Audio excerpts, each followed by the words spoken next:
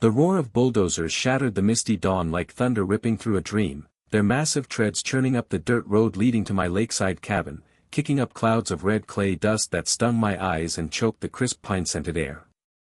I bolted out the front door in my faded flannel shirt and jeans, heart pounding like a war drum, only to see her, Karen Whitaker, the self-appointed queen of the Homeowners Association, standing there with her arms crossed, her bleach-blonde bob haircut unmoving in the wind, a smug grin plastered on her Botox-frozen face.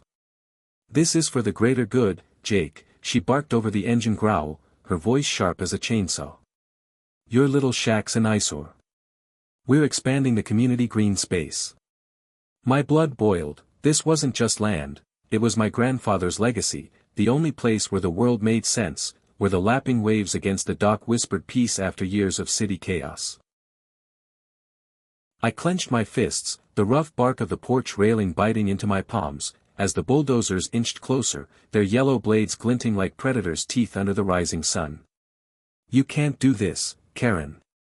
This is my property," I shouted, my voice cracking with raw fury, but she just waved a stack of papers, some homeowners association decree she'd rammed through at the last meeting I couldn't attend because I was out fishing, trying to scrape together a living.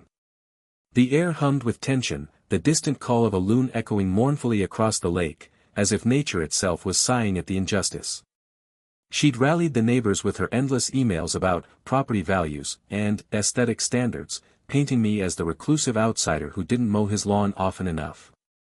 But deep down, I knew it was personal. Ever since I refused to sign her petition for stricter boat regulations, she'd had it out for me, her entitlement festering like a bad wound.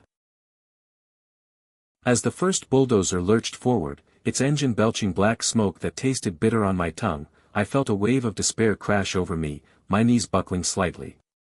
Memories flooded in, the creak of the old wooden floors under my boots, the scent of fresh brewed coffee mingling with lake water on summer mornings, Grandpa's gravelly laugh as he taught me to tie knots on that very dock.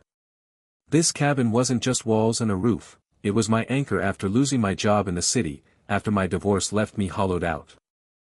I sighed heavily, the sound lost in the mechanical din, and turned back inside, slamming the door so hard the windows rattled. What could I do? Fight a machine with my bare hands? Call the cops? They'd probably side with her, she had half the town in her pocket. But then, as I paced the living room, the floorboards groaning under my weight, a spark ignited in my chest, defiance, hot and unyielding. I grabbed my phone, fingers trembling, and dialed my old buddy Tom, the local surveyor who'd helped Grandpa map out the land decades ago. "Jake, buddy, what's the ruckus?" Tom's voice crackled through the line, warm like a campfire on a chilly night. I spilled it all, my words tumbling out in a rush, punctuated by the thud of earth being displaced outside. He listened, then chuckled, a deep, knowing rumble that cut through my panic. "Hang tight. I'll be there in 10. And remember that old deed? The one with the dock rights?" My breath hitched. Yeah, I remembered. Grandpa had bought not just the cabin but exclusive rights to the only deep-water dock for miles around Whisper Lake. It was a quirk of history, from when the lake was dammed in the 50s, and the county had granted perpetual access to our family plot. No one else could launch a boat without crossing our easement. Outside, Karen's voice rose in triumph as the bulldozers piled dirt high against my driveway, effectively blocking me in. "See? Progress," she crowed to her entourage of nodding homeowners association board members, their clipboards clutched like shields. The metallic clang of the blades hitting rock sent shivers down my spine, and I could smell the diesel fumes seeping under the door, making my stomach churn.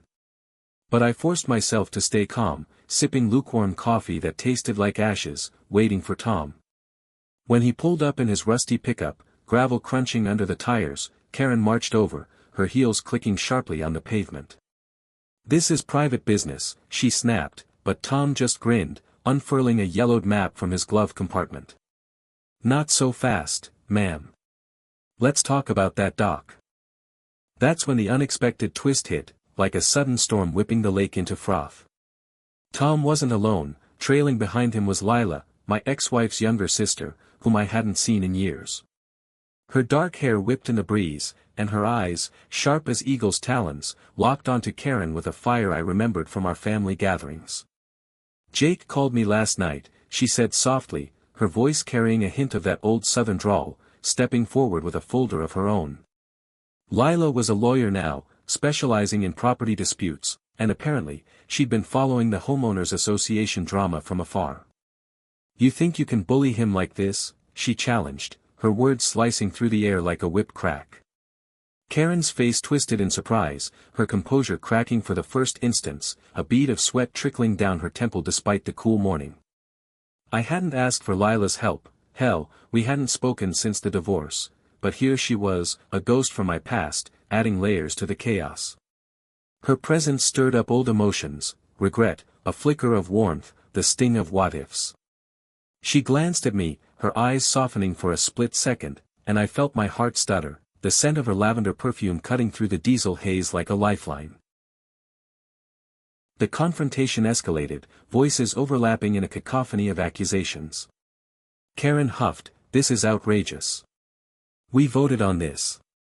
But Lila laid out the facts methodically, her tone steady amid the rising wind that rustled the pine needles overhead. "Your green space expansion encroaches on protected wetlands, and more importantly, it blocks access to the dock, the only one viable for emergency services around the lake." Tom's map confirmed it. The deed showed our family's ownership extended to the water's edge, with easements that made any blockage illegal. As Lila spoke, I watched Karen's facade crumble, her hands shook slightly as she flipped through her papers, the rustle audible even over the idling engines. The bulldozer operators shifted uncomfortably, their boots scuffing the dirt, sensing the tide turning. Emotions surged like the lake's waves during a squall, anger giving way to a grim satisfaction as I stepped forward. "Karen, you've pushed everyone around for too long," I said, my voice low but firm, the words tasting like sweet revenge. "You blocked my cabin. Fine. But now, no one's using that dock. Not your fancy yacht club friends, not the fishermen who pay your homeowners association fees, nobody." Her eyes widened in horror as the implication sank in. The lake community relied on that dock for everything, boating, supplies, even the annual regatta that put our town on the map. Without it, property values she'd obsessed over would plummet. She stammered, "You wouldn't dare," but I just crossed my arms, mirroring her earlier stance, the cool breeze off the water carrying the faint, fishy tang of justice. The climax hit when the sheriff arrived, sirens wailing faintly in the distance before growing to a piercing wail that silenced the bulldozers. Lila had tipped him off, and with one look at the documents, he ordered the machines to back off. "Ma'am, you're in violation here," he drawled, handcuffs clinking on his belt. Karen's face drained of color, her breath coming in short, panicked gasps as the reality crashed down. She lunged forward, grabbing at the map, but Tom held firm, the paper crinkling under her fingers. "This isn't over," she shrieked, her voice breaking into a sob that echoed across the water, but it was, fines, lawsuits, her homeowners association thrown crumbling like the dirt piles around us. As the bulldozers retreated, their engines fading into a distant rumble, I stood on my porch, exhaling a long, relieved sigh. The sun broke through the clouds, casting golden ripples on the lake, and Lila turned to me with a tentative smile. "We make a good team, huh?" she murmured, her hand brushing mine, sending a spark of hope through the lingering ache. Tom clapped me on the back, his laugh booming like thunder receding.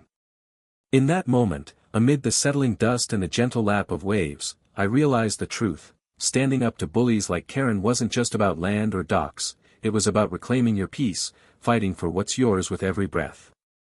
And sometimes, the underdog's quiet strength drowns out the loudest roars, proving that justice, when it comes, hits harder than any machine. The lake whispered on, eternal and unbowed, a reminder that true power lies in roots that run deep.